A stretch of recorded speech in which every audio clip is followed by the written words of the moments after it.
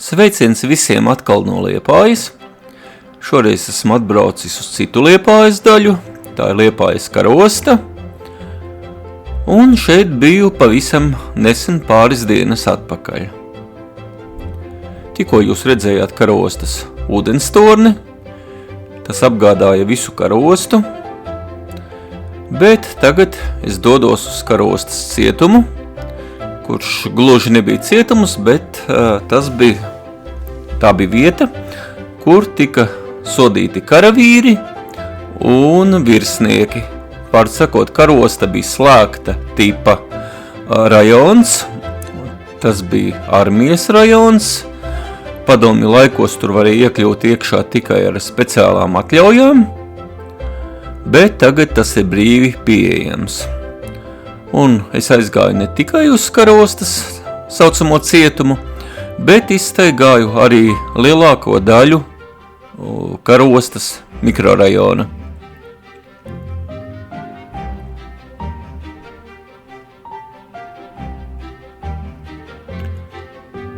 Šajā rajonā ir bijusi gan Latvijas armija, gan Padomju Savienības armija. Un lūk, es esmu atnācis pie slavenā turisma objekta karostas cietums.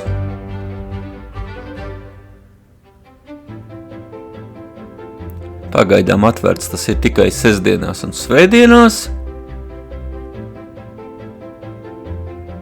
Un ekskursijas notiek tikai gida pavadībā grupām. Droši vien var arī viens cilvēks sarunāt gidu, bet manā gadījumā tā bija grupa. Šis ir virsardzes priekšnieka kabinets.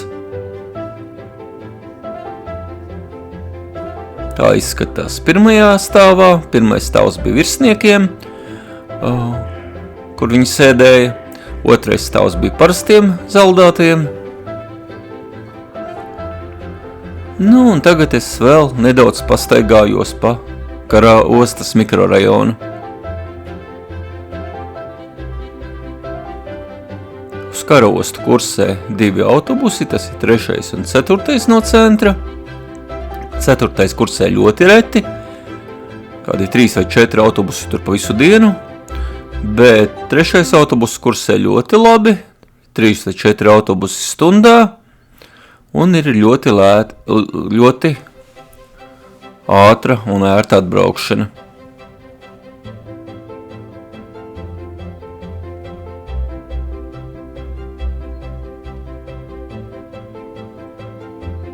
Vēl ļoti slavens objekts karostā ir katedrāle, kur jūs pēc maza brītiņa redzēsiet.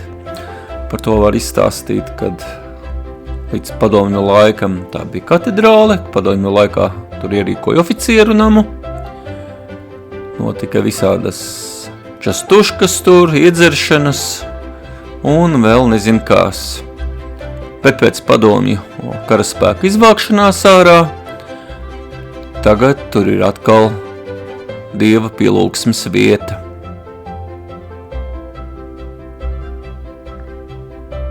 Pamazām karosta atkal atjaunojas, attīstas. Var redzēt, ka dažas ēkas ir gan nokrāsotas, gan daža ēka pat ir renovēta.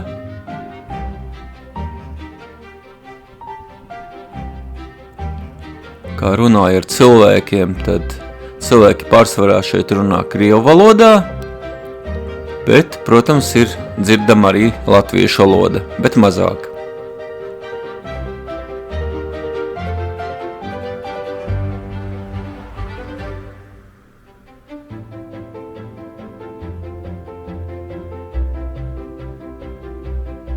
Lūk, tā izskatās katedrāles iekšpuse. Vēl viens no apskates objektiem ir Ziemeļu mols. Tas ir ļoti garš mols jūras krastā, bet, diemžēl, man nepietika spēka, lai ar kājām uz turieni aizietu.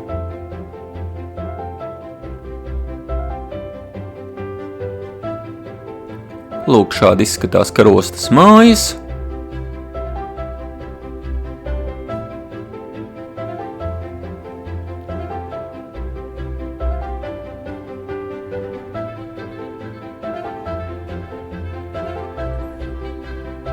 Karostā ir arī daži nelieli veikali.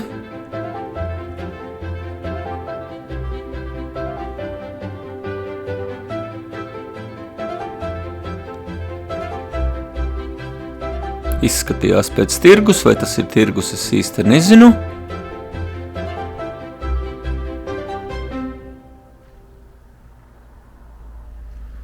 Jebkurā gadījumā cilvēku uz ielām šeit bija ļoti maz.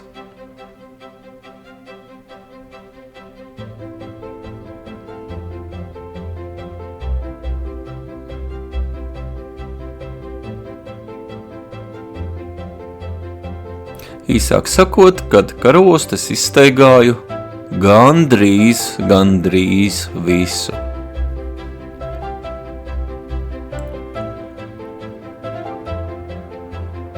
Šis video bija par karostu. Paldies, ka skatījāties. Ļoti ceru, ka atstāsiet kādu komentāru. Nospiedīsiet pogu patīk. Un tāpat ļoti ceru uz jūsu atbalstu nākamajiem video. Jo bez tā, diemžēl, nāksies apstāties.